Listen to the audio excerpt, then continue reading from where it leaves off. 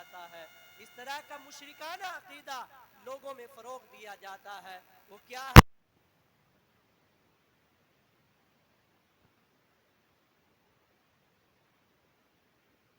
نام نہاد عیسائیوں نے ایک دن گھڑ رکھا ہے اور اس کے اندر وہ میری کرسمس کہتے ہیں اور اس تعلق سے شرکی عقیدہ پھیلاتے ہیں، خود بھی اپنی زبان سے کفریہ لفظ بولتے ہیں، کفریہ جملے کہتے ہیں، اور آج ہمارا بولا بالا مسلمان جو علم سے دور ہے اپنی جہالت کی بنیاد پر وہ بھی کرسمس ڈے منا لیتا ہے۔ آپ کو پتا ہے کہ جو بندہ کرسمس ڈے منا لیتا ہے اس پر خوشی کا اظہار کر لیتا ہے اور اس پر خوشیاں منا لیتا ہے، اس پر شریعت کا کیا حکم ہو جاتا ہے؟ قرآن و حدیث کی روشنی میں آپ کسی بھی عالم ربانی سے جا کر پوچھ لیں، اگر کسی نے کرسمس ڈے پر خوشی منائی، میری کرسمس کہا اور اس طور پر اس نے خوشیوں کا اظہار کیا تو وہ اسلام سے خارج ہو جائے گا، وہ ایمان سے نکل جائے گا، کیونکہ میری کرسمس کا مطلب ایک ڈکشنری کے مطابق، ایک لغت کے مطابق، یوں تو بہت اس کے مطلب ہوں گے لیکن ایک ڈکشنری کے مطابق اس کا معنی اور مطلب یہ ہوتا ہے کہ اللہ نے بیٹا جنا، معاذ اللہ رب العالمین۔ یعنی عیسائیوں کا عقیدہ، کرسچن کا عقیدہ کہ وہ عیسیٰ علیہ السلام کو اللہ کا بیٹا مانتے، اور ہمارا عقیدہ تو قرآن والا عقیدہ ہے۔ قرآن نے صاف لفظوں میں اعلان فرما دیا، قل هو اللہ احد، تم فرما دو اے محبوب وہ اللہ ہے، وہ ایک ہے، اللہ ایک ہے، اللہ الصمد، اللہ بے نیاز ہے، لم یلد ولم یولد، نہ اس کی کوئی اولاد ہے نہ اس کو کسی نے جنا ہے، اللہ کا کوئی رشتہ دار نہیں ہے، نہ اس کے ماں باپ ہیں نہ اس کے بھائی بہن ہیں نہ اس کی کوئی اولاد ہے، لم یلد ولم یولد ولم یکن لہ کفوا احد، اور نہ ہی اللہ کے جوڑ کا کوئی ہے،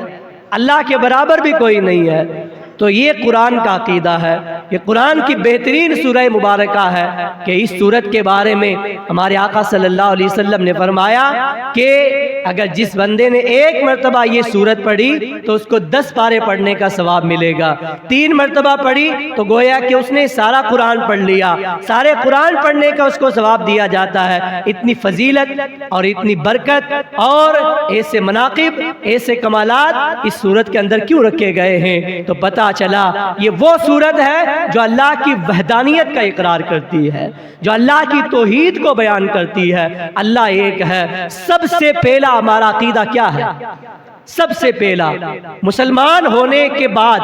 سب سے پہلے ہم اپنی زبان سے جو لفظ ادا کرتے ہیں وہ یہی ہے، لا الہ الا اللہ محمد الرسول اللہ۔ یہ ہمارا عقیدہ ہے کہ سب سے پہلے اگر کوئی اسلام میں آئے گا، مذہب اسلام کو اختیار کرے گا، اسلام کو فالو کرے گا، قرآن کو فالو کرے گا، تو سب سے پہلے اس کو اللہ کے معبود ہونے کا اقرار کرنا پڑے گا، اور اس کو یہ کہنا پڑے گا کہ اللہ کے سوا کوئی عبادت کے لائق نہیں ہے، اللہ کے سوا کوئی پوجنے کے لائق نہیں ہے، اللہ کے سوا کوئی سجدہ کرنے کے لائق نہیں ہے، اور ہمارے آقا محمد رسول اللہ صلی اللہ تعالی علیہ وسلم اللہ کے رسول ہیں۔ تو عیسائیوں کا کیا عقیدہ ہے؟ عیسائیوں کا عقیدہ قرآن نے بیان کیا ہے،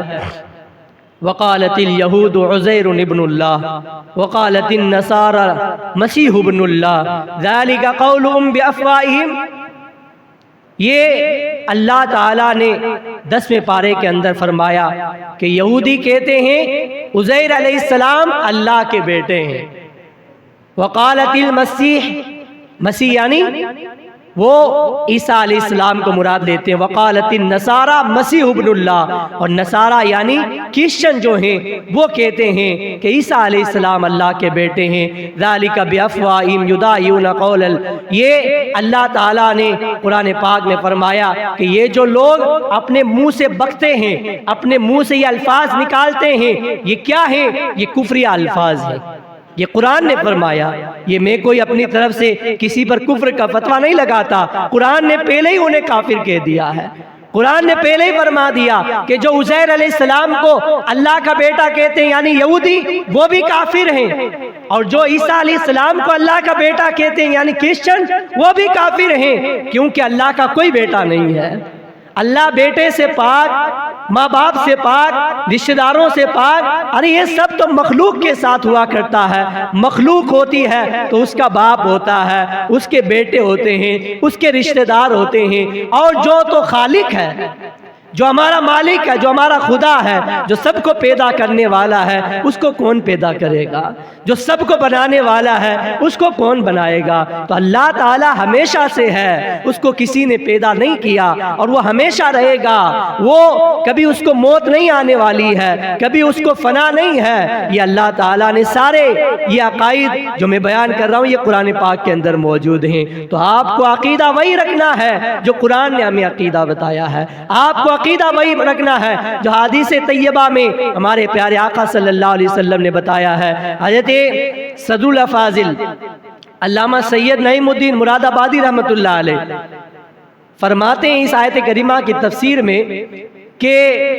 ایک مرتبہ ایک گروپ، ایک وفد عیسائیوں کا، نجران کے کرسچن کا ایک گروپ حضور صلی اللہ علیہ وسلم کی بارگاہ میں آیا اور انہوں نے کہا، اے محمد، ہم آپ سے مباحثہ کریں گے، ڈیبیٹ کریں گے عیسیٰ علیہ السلام کی بات پر۔ ہم آپ کو یہ دیکھیں گے کہ تم کیوں عیسیٰ علیہ السلام کو اللہ کا بندہ کہتے ہو۔ ہمارا عقیدہ جو ہے وہی عقیدہ صحیح ہے۔ جب عیسیٰ علیہ السلام کے نام پر ان لوگوں نے حضور علیہ السلام سے سوال کیا کہ اے محمد بتاؤ عیسیٰ علیہ السلام کے بارے میں تمہارا کیا عقیدہ ہے، تو ہمارے آقا صلی اللہ علیہ وسلم نے فرمایا، عیسیٰ علیہ السلام اللہ کے بندے ہیں، وہ اللہ کے رسول ہیں، جنہیں اللہ تعالیٰ نے حضرت مریم رضی اللہ تعالیٰ عنہا کے پیٹ سے پیدا فرمایا اور اللہ تعالیٰ نے انہیں بغیر باپ کے پیدا فرمایا۔ جب یہ سنا وہ عیسائی غصے میں آ گئے اور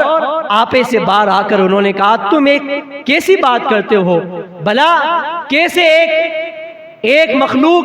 ایک بندہ کیسے بغیر باپ کے پیدا ہو سکتا ہے؟ ارے اگر کوئی پیدا ہوا ہے تو اس کا باپ تو ضرور کوئی نہ کوئی ہوگا، بغیر باپ کے تو کوئی پیدا نہیں ہوتا۔ ہم تو عیسیٰ علیہ السلام کو اس لیے اللہ کا بیٹا مانتے ہیں کہ ان کا کوئی باپ ہمیں نظر نہیں آتا، تو اب ہم نے یہ عقیدہ بنا لیا کہ اگر دنیا میں ان کا کوئی باپ نہیں ہے تو ہم نے یہ عقیدہ بنا لیا کہ ان کا باپ اللہ تعالیٰ ہے، معاذ اللہ رب العالمین۔ یہ جب ان لوگوں نے عقیدہ بیان کیا تو اللہ تعالیٰ آیت کریمہ نازل فرمائی، ان مثل عیسیٰ عند اللہ کمثل آدم،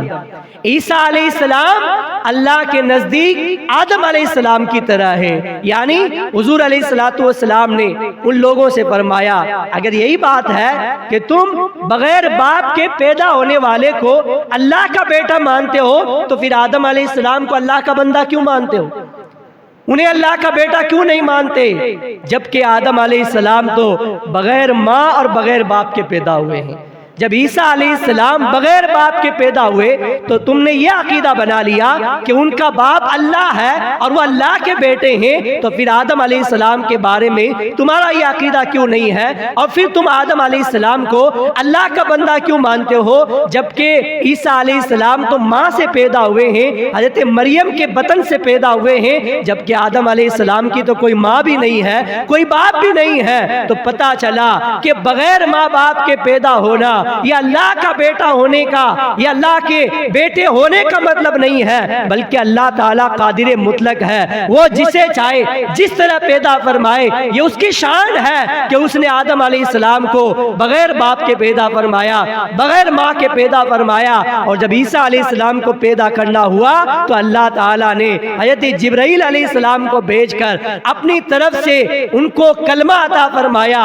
اور جبرائیل علیہ السلام نے حضرت مریم رضی اللہ تعالی عنہا پر ایک پھونک ماری، ایک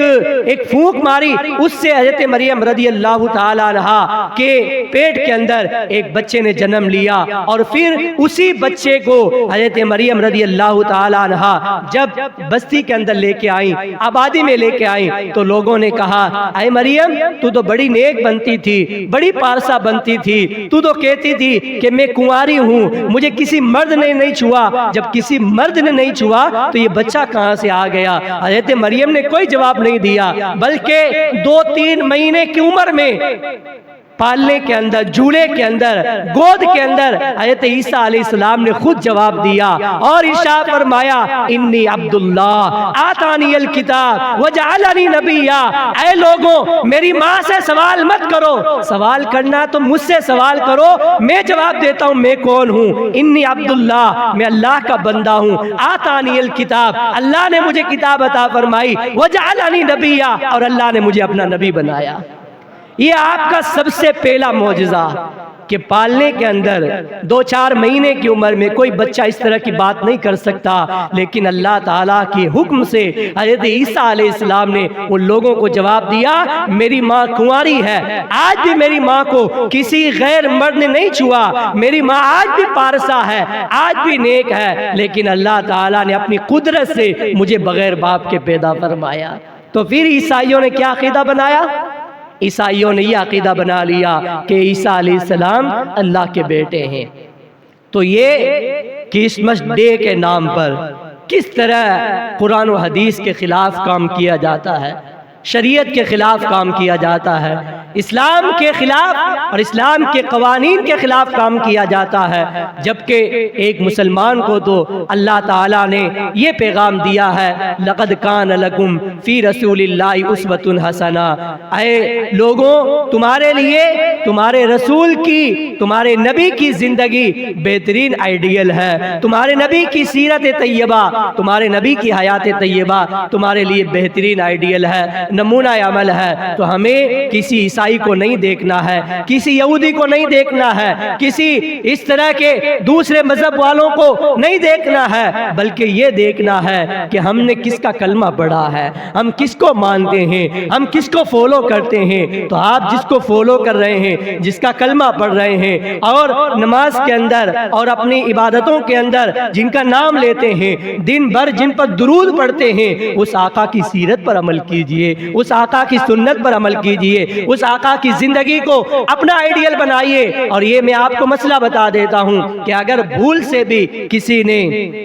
آج تک اس طرح کے خرافات کے اندر کبھی شرکت کی ہو تو وہ توبہ کرے، اللہ کی بارگاہ میں گڑ گڑائے، رجوع کرے، آئندہ ایسا کام نہ کرنے کا سچا عہد کرے اور تجدید ایمان کرے۔ اگر وہ بیوی والا ہے، نکاح والا ہے تو تجدید نکاح بھی کرے، کیونکہ یہ مسئلہ ہے شریعت کا کہ اگر کسی نے ان یہودیوں کے ساتھ، ان عیسائیوں کے ساتھ، ان ہنود کے ساتھ اور ان غیر مسلموں کے ساتھ جا کر ان کے مذہبی شعار کے اندر، ان کے مذہبی تہوار کے اندر شرکت کی اور ان پر خوشی کا اظہار کیا، وہ اسلام سے خارج ہو جائے گا۔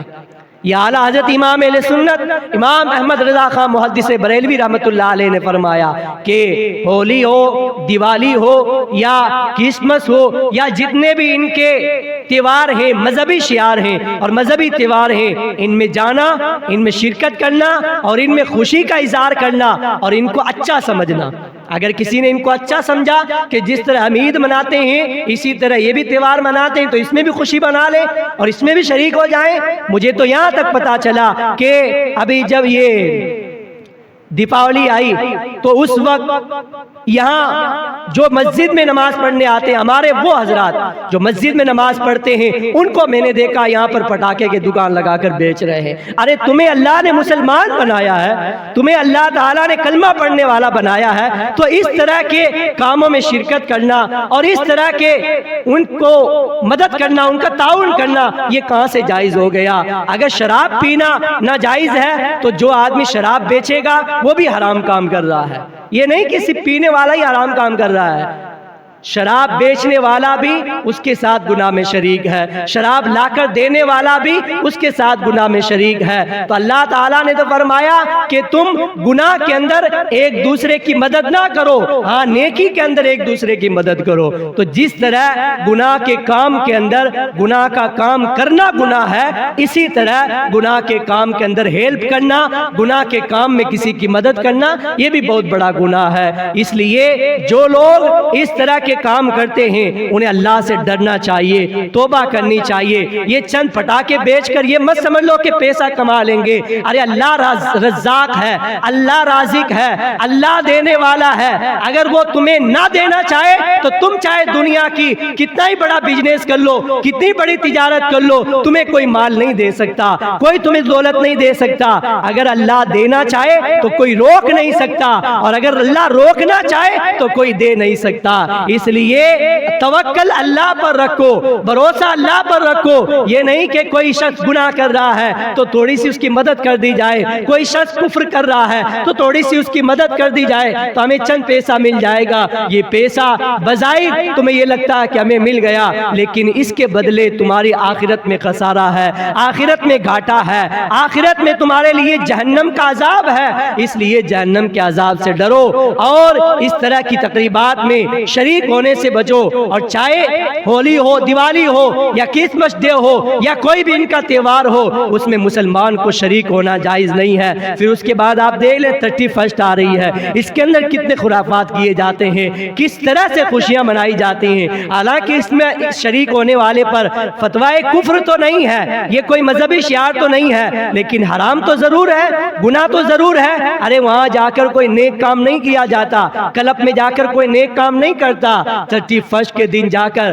وہاں جا کر غیر محرم لڑکیوں پر نظر ڈالی جاتی ہے، غلط غلط کام کیے جاتے ہیں، شراب نوشی کی جاتی ہے، عیاشی کی جاتی ہے، یعنی وہ تمام کام جن سے ہمیں شریعت نے منع فرمایا ہے وہ تمام کام کیے جاتے ہیں۔ اگر ایسے کام میں ایسی جگہوں پر جا کر ہم شریعت کے خلاف کام کرتے ہیں تو ایسی جگہوں پر جانا بھی جائز نہیں ہے۔ تو آپ یاد رکھیں ان مسائل کو، یہ نہیں کہ 25 دسمبر آ رہی ہے تو ہم بھی تھوڑی خوشی منا لیتے ہیں، 25 دسمبر آ رہی ہے تھوڑا ہم بھی کرسمس ڈے منا لیتے ہیں، تھوڑا ہم بھی میری کرسمس کہہ دیتے ہیں۔ یاد رکھو اللہ تعالیٰ اولاد سے پاک ہے، اللہ تعالیٰ ان تمام خرافات سے پاک ہے، ان تمام برائیوں سے پاک ہے، اللہ تعالیٰ ان تمام عیبوں سے منزہ ہے۔ اللہ کی ذات ایک ہے، اور اس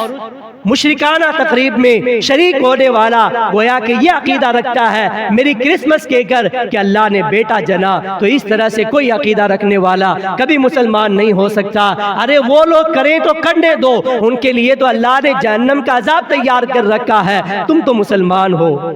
تم تو کلمہ پڑھنے والے ہو، تم تو ایک نبی کو ماننے والے ہو، تم تو قرآن کو ماننے والے ہو، تم تو نبی کی سنت کو ماننے والے ہو، تم اسلام کا نام لینے والے ہو۔ اگر کوئی یہودی کرے،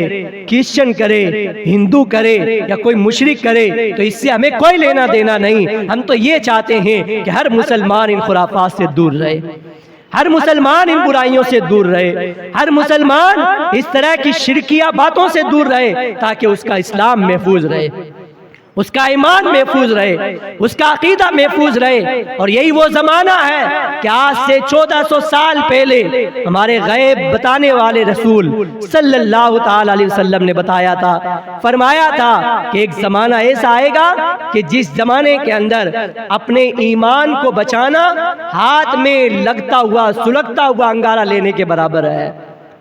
آج کون اپنے ہاتھ میں سلگتا ہوا انگارہ لے سکتا ہے؟ کون اپنے ہاتھ میں آگ کا ٹکڑا لے سکتا ہے؟ یہ وہی زمانہ ہے۔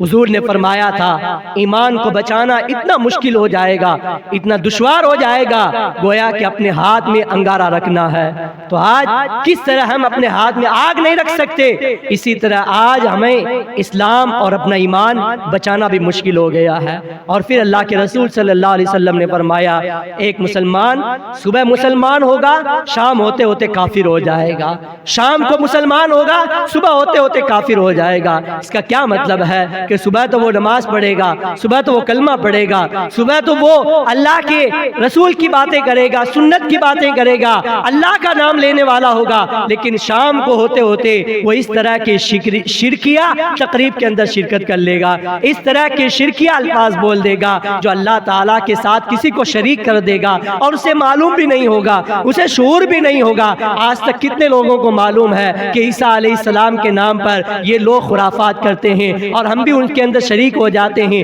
تو شریک ہونے والا بھی ان کے ساتھ ان کے عقیدے میں شریک ہو جاتا ہے۔ کتنے لوگوں کو معلوم ہے تو لوگ اپنی جہالت کی بنیاد پر، کم علمی کی بنیاد پر ایسا کام کر جاتے ہیں اور ان کا ایمان ختم ہو جاتا ہے، ان کا عقیدہ ختم ہو جاتا ہے، وہ اسلام کے دائرے سے نکل جاتے ہیں اور انہیں پتہ بھی نہیں چلتا ہے، پتہ بھی نہیں چلتا۔ اس طرح قدم پھونک پھونک کے رکھنا ہے۔ ہمیں اسلام نے آزاد نہیں چھوڑا ہے کہ تم جو چاہو وہ کرو۔ اسلام کے ایک حدود ہیں، اسلام کی ایک حد ہے، اس حد سے جو باہر جائے گا اس پر اسلام کا حکم نازل ہو جائے گا، اس پر اسلام کا حکم لگے گا۔ اسلام کی حد سے باہر جو بھی گیا وہ شریعت کی خلاف ورزی کرنے والوں میں لکھا جائے گا۔ اس لیے یہ مت سمجھو کہ یہ لوگ جو کر رہے ہیں ہم بھی کریں۔ ان کے لیے تو ہمارے آقا نے فرمایا کہ دنیا یہ کافر کے لیے جنت ہے، دنیا کافر کے لیے جنت ہے اور مومن کے لیے قید خانہ ہے۔ اب قید خانے میں ایک قیدی کو کس طرح رکھا جاتا ہے؟ وہ اپنی مرضی سے کھا پی نہیں سکتا، اپنی مرضی سے کہیں جا نہیں سکتا، اپنی مرضی سے کوئی کام نہیں کر سکتا۔ وہی مثال، قید کی مثال اس مومن کے لیے یہ دنیا کو ہمارے آقا نے بتایا ہے، تو پتہ چلا کہ اس دنیا میں اسلام جو ہمیں کہے گا وہی کرنا ہوگا، شریعت جو کہے گی وہی کرنا ہوگا، قرآن جو کہے گا وہی کرنا ہوگا، حدیث جو کہے گی وہی کرنا ہوگا۔ کوئی اگر یہ چاہے کہ ہم من مانی کر لوں، اپنی طبیعت کے مطابق چلوں، میرا جو جی چاہے وہ کروں، مجھے کون روکنے والا ہے، یہ اگر کوئی کہے تو یہ اسلام کے خلاف ہے، یہ شریعت کی خلاف ورزی ہے، یہ قرآن و حدیث کے خلاف ہے، کیونکہ اللہ نے تمہیں مسلمان بنایا ہے تو تمہیں اسلام کے مطابق چلنا پڑے گا۔ اب وہ ان کافروں کے لیے، ان مشرکوں کے لیے، یہود و نصارہ کے لیے تو یہ دنیا جنت ہے، اب جو چاہیں وہ کریں۔ اس دنیا میں انہیں چھوٹ ہے، وہ آزاد ہیں، لیکن آخرت میں ان کے لیے کیا ہے؟ جہنم کا عذاب ہے۔ آخرت میں ان کے لیے اللہ تعالیٰ نے جہنم کا عذاب تیار کر رکھا ہے اور ہمیشہ ہمیشہ وہ اس میں جلائے جائیں گے، اور ہمارے لیے اللہ تعالیٰ نے آخرت میں جنت تیار کر رکھی ہے، جنت ہمارا انتظار کر رہی ہے۔ اور یہ 4 دن کی دنیا ہے، یہ تو ختم ہو جائے گی۔ زندگی یہ نہیں ہے کسی کے لیے، زندگی ہے نبی کی، نبی کے لیے۔ نہ سمجھ مرتے زندگی کے لیے، جینا مرنا ہے سب کچھ نبی کے لیے۔ اگر جینا ہے تو نبی کی محبت میں جیو اور مرنا ہے تو نبی کی محبت میں مرو، یہ سرکار تاج الشریعہ نے پیغام دیا ہے۔ تو اس طرح ہمارے بزرگوں نے ہمارے ایمان کی حفاظت کی ہے، ہمارے اسلام کو بچایا ہے، ہمارے عقیدے کو بچایا ہے۔ تو یہ جو مسائل میں نے بتائے ہیں ان پر آپ غور کریں، اور کسی طرح کی بھی کوئی بھی ایسی تقریب جس میں اسلام کے خلاف کام ہوتا ہے اس میں نہ خود آپ شریک ہوں، اگر کوئی شریک ہوتا ہے آپ کا مسلمان بھائی ہے تو اس کو بھی آپ روکنے کی کوشش کریں کہ اللہ تعالیٰ نے قرآن مقدس میں یہودیوں کے بارے میں اور ان عیسائیوں کے بارے میں کھلے طور پر عقیدہ بیان کر دیا کہ یہ لوگ اللہ کے دشمن ہیں اور اللہ کے رسول کے دشمن ہیں، یہ اسلام کے دشمن ہیں، اور ایک اسلام کا ماننے والا کبھی اسلام کے دشمنوں کے ساتھ نہیں جا سکتا، اس لیے ان کے ساتھ کبھی بھی آپ شریک نہ ہو۔ درود پاک پڑھے، اللہم صلی علی سیدنا و نبینا مولانا محمد و علیہ وسلم، صلاۃ و سلام علیکم۔ یہ مہینہ ماہ جمادی الاخری، حضرت امیر المومنین افضل البشر بعد الانبیاء سیدنا صدیق اکبر رضی اللہ تعالیٰ عنہ کے وصال کا مہینہ ہے۔ 22 جمادی الاخری آپ کے وصال کی تاریخ ہے۔ ہر سال ہماری مسجد میں ان کی بارگاہ میں خراج پیش کیا جاتا ہے، ان کی سیرت بیان کی جاتی ہے، ان کے تعلق سے باتیں بتائی جاتی ہیں۔ کیونکہ وقت نہیں ہے، میں ورنہ انشاءاللہ آئندہ جمعہ آپ کو بتاؤں گا کہ آج کل رافضیوں نے یہ عقیدہ گھڑ رکھا ہے کہ حضرت ابوبکر صدیق کوئی صحابی نہیں ہے اور ان سے افضل تو مولا علی ہیں، اس طرح کی باتیں کرتے ہیں۔ تو ایسے دور میں اور ایسے زمانے میں اور اس طرح کے حالات میں ہمیں زیادہ سے زیادہ حضرت ابوبکر صدیق رضی اللہ تعالیٰ عنہ کے نام کی مجلسیں سجانی چاہیے۔ تو اسی لیے ہماری مسجد میں ہر سال کی طرح اس بار بھی یہ مہینے میں آنے والی سنڈے کو بعد نماز ظہر کی نماز کے فوراً بعد آنے والے سنڈے کو 24 دسمبر نماز ظہر کے فوراً بعد عظیم الشان ایک پروگرام رکھا گیا ہے، جس میں ہمارے ملک عزیز ہندوستان کے ایک بہت بڑے نقیب اور بہت بڑے مقرر جو عاشق غوث اعظم بھی ہیں اور سرکار غوث اعظم رضی اللہ تعالیٰ عنہ کی تعلیمات کو پھیلانے والے ہیں، حضرت مولانا ڈاکٹر آصف رضا سیفی صاحب، آپ نے نام ان کا سنا ہوگا، آپ ایک مرتبہ ان کا بیان سنیں گے اور ان کی نصیحتیں سنیں گے تو آپ کو اندازہ ہوگا کہ واقعی اسلام کے تعلق سے اور قرآن و حدیث کے بارے میں ہمیں صحیح باتیں بتائی ہیں۔ تو